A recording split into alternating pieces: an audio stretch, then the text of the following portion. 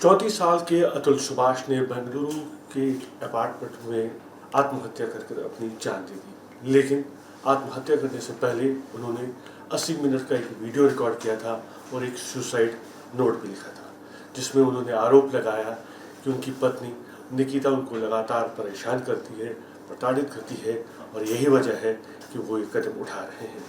हमारे साथ इस समय मौजूद हैं अतुल सुभाष के भाई विकास कुमार।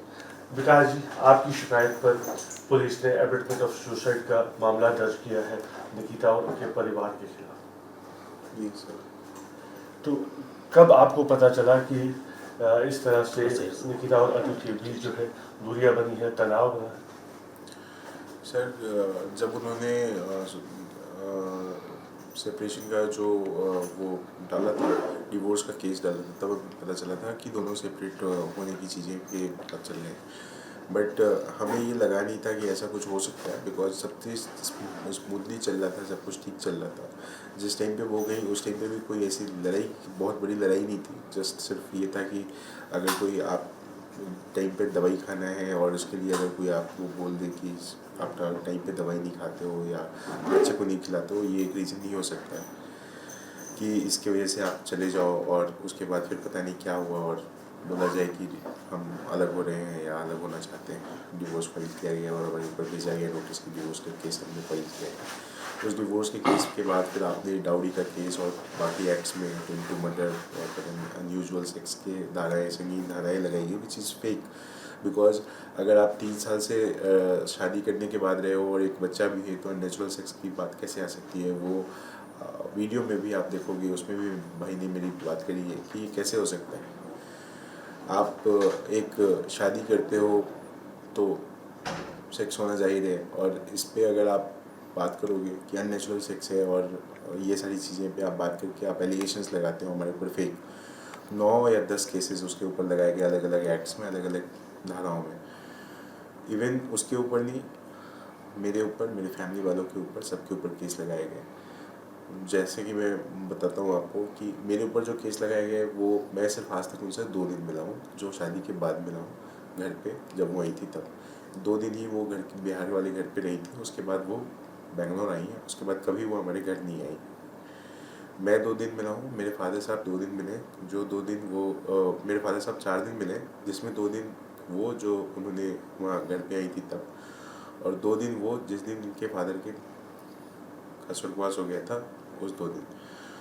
तो ये 4 दिन के अलावा मेरे फादर भी नहीं मिले। मेरी मदर मिली है ज़्यादा दिन, बिकॉज कि वो प्रेगनेंसी के टाइम पे बेंगलुरु आ गई थी उनका देख रेख करने के लिए, तो वो उस टाइम पे रही थी। बट इसके अलावा हमारी मुलाकात बहुत कम होती थी, बिकॉज डिस्टेंस बहुत ज़्यादा है, यहाँ के रहना मुश्किल है मदर फादर के लिए भी कि आके रह दें। और मैं दिल्ली में रहता हूँ, तो वैसे ही नहीं आता था अपने काम वाम की वजह से। इसके अलावा मैं ये कह सकता हूँ कि जो भी चीज़ें चल रही थी वो सिस्टम से मतलब एक्सपेक्ट किया था कि सारी चीज़ें on the basis of merit हो, बट वो मेरिट ना होने की वजह से, वो उसको परेशान करने की वजह से ये सारी चीज़ें कराई गई। लास्ट आपकी बात कब हुई थी अतुल से? फ़ोन पे बात हुई थी या किस तरह से आपसे उनसे बातचीत हुई, या आपके पिता से उनकी बातचीत हुई? मेरी बातचीत रविवार को शाम को हुई थी। बहुत अच्छे तरीके से बातचीत हुई थी। कुछ भी ऐसा लग ही नहीं रहा था बात करके कि कभी वो ऐसा सोच भी रहा है या ऐसा कुछ करने की कोशिश कर रहा है। मेरे फादर साहब, जब मेरी बात हुई 2-3 बजे, तो वो बोले कि शाम को उसका कॉल आया है, मतलब 9 बजे 10 बजे करीब कॉल करता है वो। 9-10 बजे करीब कॉल किया, तो उस पर मम्मी से भी बात हुई है, पापा से भी बात हुई है। 1 घंटे के आसपास, 40-45 मिनट्स या 1 घंटे के आसपास उन लोग दोनों से बात हुई है। एकदम नॉर्मल तरीके से बात हुई। उन लोगों को भी नहीं पता चला कि कैसे ऐसे सोच भी सकता है या कैसे कुछ कर सकता है। अगर एक बार पता चला होता तो शायद हम लोग निकाल के ले गए होते उसे इस जगह से, या कहते कि ये सब चीज़ें नहीं करना उचित है, या आप किसी को भेज देते, या कुछ भी ऐसा जो भी करना हो सकता था पॉसिबल वो कर देते उस टाइम पे। बट कभी ऐसा पता ही नहीं चला कि वो ऐसा भी कुछ कर सोच भी रहा है या कर सकता है। बेसिकली हमें यही नहीं पता था कि इतनी सारे हरासमेंट को अपने माइंड में रखे हुए हैं, इतनी सारी चीज़ें कभी वो शेयर नहीं किया है। वो ये सिर्फ सोच रहा था कि मेरे माँ बाप को भी परेशान किया जा रहा है, भाई को भी परेशान किया जा रहा है। वो पता नहीं क्या सोच के ये स्टेप उठाया, बट उसने लिखा है जस्टिस में, तो हमें जस्टिस चाहिए एट एनी कॉस्ट। आपसे कभी इस बात को लेकर जिक्र हुआ था कि वो परेशान है काफ़ी, जिस तरह से केसेस लगातार निकिता उनके खिलाफ दर्ज करा रही, इसको लेकर बातचीत कुछ हुई थी?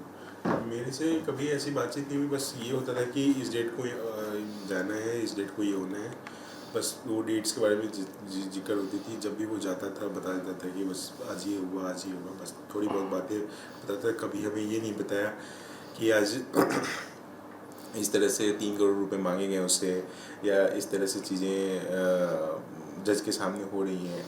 ये कभी उसने डिस्क्लोज़ नहीं किया। अदरवाइज़ हमें लगता है कि बहुत ज़्यादा परेशान चल रहा है, तो फिर हम बहुत कुछ कर सकते थे, बहुत कुछ कर देते उसके लिए, बट कभी उसने अपनी चीज़ों को बहुत ज़्यादा शेयर नहीं किया कि मेरे माँ बाप परेशान हो जाएंगे या मेरा भाई परेशान हो जाएगा इस चीज़ को लेकर। 9 मामले दर्ज किए गए हैं और एक उनमें अटेम्प्ट टू मर्डर भी है, वो मामला क्या है?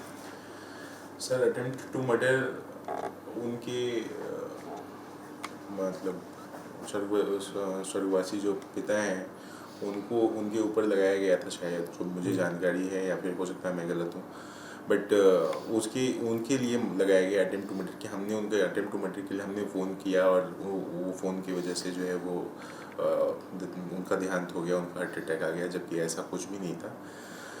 उसके उनके जो पिताजी थे वो बहुत पहले से मतलब हार्ट का उनको कुछ प्रॉब्लम चल रहा था। वो एम्स में बहुत पहले से इलाज करवा रहे थे, और एम्स के डॉक्टर ने शायद ये बता रखा था कि उनके पास टाइम कम है, इसी वजह से उनकी शादी भी बहुत जल्दी की गई, और फिर ये चीज़ हो गई। वो भी आप देख सकते हो कोर्ट मेडिकल में उनकी हिस्ट्री या मेडिकल निकलवा के कि क्या सिनेरियो था, क्या सिनेरियो नहीं था। फिर भी ये 302 लगाया गया है अटेम्प्ट टू मर्डर का। आई डोंट नो कैसे ये जस्टिफाई है और कैसे ये सारी चीज़ें हैं। वजह क्या रही, अगर हम अतुल और निकिता के रिश्ते में जो दरार पड़ी है, वजह क्या रही है? क्या आपको कुछ इसके बारे में मालूम है क्यों ये हुआ ऐसा? सर, मुझे तो लगता है कि ये सारी चीज़ें जो की गई थी वो सिर्फ पैसे के लिए की गई थी। मतलब मैं तो अब सिर्फ यही कह सकता हूँ, बिकॉज 3 करोड़ रुपए का डिमांड, एक बच्चे का मेंटेनेंस जो है वो 40,000 रुपये पर मंथ, उसको 80,000 रुपये के लिए बढ़ा के कर देना, तो ये सारी चीज़ें सिर्फ पैसे के लिए हुआ था सर, और कुछ नहीं। बट ये हमें नहीं पता था कि ऐसा भी कुछ सिनेरियो है। हर जगह पैसे की ही बात, पैसे की ही बात। इवन शादी से पहले कोई टिकट फ्लाइट्स की ये वो सब भैया ही से बनवा के जाया आया जाता था, जिस टाइम पे तय हो गया था कि हाँ ये चीज़ें हैं, और उसके बाद फिर शादी होनी है। तो उसके बाद भी ये सिनेरियो लगातार चलता रहा है। आप निकिता के परिवार को पहले से ही जानते हैं? किस तरह से मुलाकात हुई थी अतुल और निकिता? शादी.com के थ्रू हुई थी शादी। तो ना मेरा परिवार उनको जानता था बहुत अच्छे पहले से, या ना उनका परिवार हमें जानता था बहुत अच्छे पहले से। तो शादी.com के थ्रू ही दोनों फैमिलियों की मुलाकात भी हुई थी, और फिर ये शादी भी हुई थी 26 अप्रैल को। और अतुल ने अपने सुसाइड नोट में ये भी कहा है कि निकिता को उसने नौकरी भी दिलाई, जितनी डिमांड्स थी वो भी पूरी की, बैंगलोर में लाया, यहाँ पे नौकरी दिलाई बड़ी सॉफ्टवेयर कंपनी में। सर, उनके क्वालिफिकेशंस जो भी थी वो MBA शायद की हुई है, बट अगर आप शायद मेरा मानोगे, जो मेरे भैया ने बताया हुआ था कि इंटरव्यू अगर फेस करना हो तो वो इंटरव्यू भी फेस नहीं कर सकती थी। दैट काइंड ऑफ नॉलेज और इंग्लिश उनके पास था। वो मेरे भाई ने उनको ट्रेन किया, इस तरीके से ट्रेन किया कि कैसे इंटरव्यू क्रैक करते हैं, कैसे सारी चीज़ें क्रैक करते हैं। उसके बाद भैया के पहुँच से या नेटवर्क से जो भी थी वो उनको जॉब लगाई गई थी कि वो जॉब कर लें। पहले जो जॉब वो कर रही थी उसमें बहुत लेट है, बहुत आलसी थी, इस वजह से उनका शायद बॉस ने उनको जॉब से निकाल दिया था। अतुल ने एक बात कही थी कि जो जौनपुर का उनके फैमिली कोर्ट, उसकी जज को लेकर के सवाल उठाए। सर, जब मीडिएशन हो रहा था तो मीडिएशन में जज बैठी हुई थी। उस टाइम पे ये कहा जा रहा था कि वो प्रोवोक कर रही थी कि तुम पैसा नहीं दे सकते हो इतना, तो सुसाइड क्यों नहीं कर लेते। तो जज जो बैठी हुई है वो हंस रही है। आप ये अंदाज़ा लगा सकते हो कि आप जज के सामने ये लाइन बोल रहे हो और जज हंस रही है। ये एक मेंटल टॉर्चर नहीं था तो क्या था? ये सिस्टम ऐसे अगर चलता है तो पता नहीं कैसे वो पद को निर्धारित किया जाता है कि वो जज का पद होना चाहिए। जज के पद का मतलब होता है न्याय जिसको मिलना चाहिए वो बेस्ड ऑन फैक्ट मिलना चाहिए। और अगर आप इस चीज़ से प्रोवोक करके ये चीज़ें करके अगर आप न्याय करना चाहते हो तो पता नहीं या तो न्याय की कुर्सी जो है उस पर दाग लग रहे हैं अगर इस तरह से न्याय मिल रहा है। अदालत में पैसों की मांग भी हुई थी।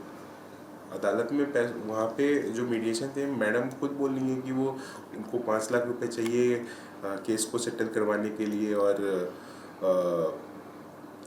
5 लाख रुपए चाहिए केस को सेटल करवाने के लिए तो मैं सेटल करवा दूंगी, अदरवाइज़ तुम्हें और तुम्हारे फैमिली को सबको मैं बुलाती रहूँगी। उसके बाद बहुत ज़्यादा स्पीडी केसेस डाल दिए गए जिससे वो परेशान हो, फ्रिक्वेंटली आना जाना हो। 2 साल के अंदर ने उसमें आप देखोगे तो समथिंग 200 समथिंग जो है वो उसको विजिट्स दिए गए हैं, विजिट्स पे वो आया है और किया है, सारी वो डेट्स पे आके सारी चीज़ें हुई हैं।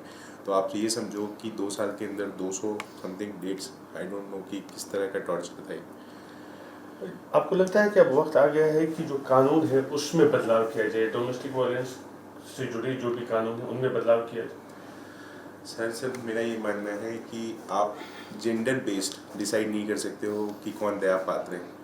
आप सिर्फ हमारा कानून ऐसा बात करता है जिसमें ये बताया जाता है कि जो महिला है वो हमेशा दया पात्र है। ऐसा क्यों? लड़के जो है वो दया पात्र नहीं हो सकते क्या? ऐसा कोई कानून है हमारे इंडिया में कि जिसमें अगर लड़के को कहीं अपनी बात रखनी है या मैरिज से रिलेटेड कुछ बात रखनी है तो वो रख सकते हैं अपनी जगह पे? या वो मेल तो इतनी डोमिनेटेड है कि आपके बीच में अगर कुछ है तो आप किसी दूसरे के बीच से भी शेयर करोगे तो लोग मजाक बनाते हैं। तो मेरे पास ऐसा कोई कानून ही नहीं है जिसके पीछे में जाके ये अपनी बात कर सकूँ, अपनी बात रख सकूँ कहीं। और हर जगह निर्भया के केस के बाद सिर्फ और सिर्फ जो कानून में बदलाव हुए वो इस तरह से बदलाव कर दिए गए हैं जिसका फ़ायदा वो आज की डेट में लड़कियां उठा रही हैं। और वो फ़ायदा उठा रही हैं अपने अपनी अपनी चीज़ों को, ऐसा नहीं कि अपने राइट्स को सिक्योर करने के लिए। वो अब ये देख रही है कि शादी के बाद डिवोर्स कर लो और डिवोर्स के बाद 50% एसेट्स जो हैं वो हमारे हो गए। इवन दो आप ये देखोगे हाल फिलहाल में कुछ क्रिकेटर्स के डिवोर्स हुए हैं उसमें भी लड़कियां 70% 80% तक डिमांड कर रही हैं। तो ये कैसा लॉ है? आप समझो ये शादी करके क्या ये अब ऐसा बच गया है कि सिर्फ हम पैसे की मशीन है और हमारे ही पैसे को यूटिलाइज करके हमारे ऊपर और हमारे फैमिली के ऊपर ही क्या गारंटी ऐसा है कि एक पैसा देने के बाद वो दोबारा केस में नहीं आ सकती है? सेटल होने के बाद उसके बाद भी केस में लगाया जा सकता है। इवन मेरे ब्रदर वाले केस में कुछ ऑर्डर्स ऐसे थे जो क्वैश कर दिए गए थे कोर्ट के द्वारा, वो वापस से लगाए गए हैं अलग अलग सेक्शंस में जो कि क्वैश हो गए थे उसमें। तो आप देखो 40,000 से 80,000 रुपये मेंटेनेंस कर दिया गया। तो अगर आप 80,000 रुपये दे रहे हैं तो कोर्ट ये कहती है कि जब आप 80,000 रुपये देने के लायक कैपेबल हैं तो आप 1 लाख क्यों नहीं दे सकते? तो 1 लाख दो। तो मतलब ये कैसा लॉ बना हुआ है जिसमें आप डिसाइड नहीं कर सकते, ये आप डिसाइड नहीं कर सकते कि एक बच्चे की फ़ीस क्या है, एक बच्चे का क्या कॉस्ट होना चाहिए, उस हिसाब से मेंटेनेंस। ये तो ऐसा है कि अगर आप अलग हो गए, सेपरेटली रह रहे हो, आप घर खरीद लो अपना एक और ईएमआई जो है वो आप वसूल रहे हो लड़के के पैसे से। जब तक ये केस चलता रहेगा तब तक वसूलते रहो। और कानून ऐसा है कि उसको जल्द से जल्द ना ख़त्म करके वो ये सोचते हैं कि जितना ज़्यादा चलेगा, क्योंकि एडवोकेट्स की फैक्ट्री इसी बेस पे चलती है, तो जितने धाराओं में लगाओ उतनी धाराओं में आप पेश करो उसको और उतनी धाराओं में आप खींचते रहो केस को, पैसे आते रहेंगे। आपको क्या लगता है कि ट्रिगर पॉइंट क्या रहा अतुल के लिए इस तरह का कदम उठाना?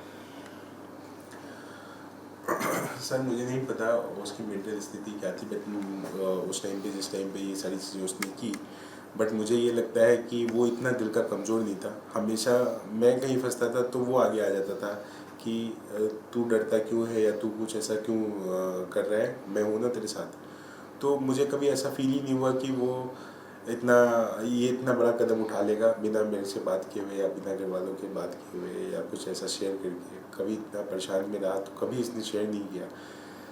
तो सर मुझे ये सिर्फ गवर्नमेंट ऑफ इंडिया को भी उसने मतलब प्रेसिडेंट ऑफ इंडिया को भी उसने मेल किया है, अपने चीज़ों के बारे में बताया है, सुप्रीम कोर्ट ऑफ इंडिया के बारे में भी बताया है।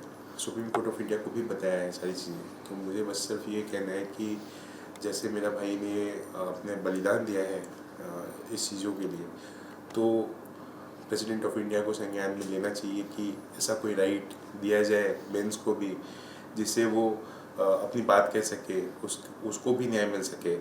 ऐसा कोई प्रावधान बनाना चाहिए या ऐसा कोई लॉ बनाना चाहिए इंडिया में, सो दैट अदरवाइज सर आगे आने वाला जो जनरेशन है वो शायद, मुझे लगता है कि अगर पढ़े लिखे लोग हैं तो शायद शादी ना की जाए। लोग ऐसा सोचने लग जाएंगे अगर इस तरह की चीज़ें हो रही हैं तो। शुक्रिया न्यूज़ नेशन से बात करने के लिए विकास जी। अतुल सुभाष ने अपनी सुसाइड में नोट में लिखा था कि जस्टिस इज ड्यू, और अब उनका परिवार इंसाफ की गुहार लगा रहा है, बोला कि जस्टिस इज डन, इसे बना दो।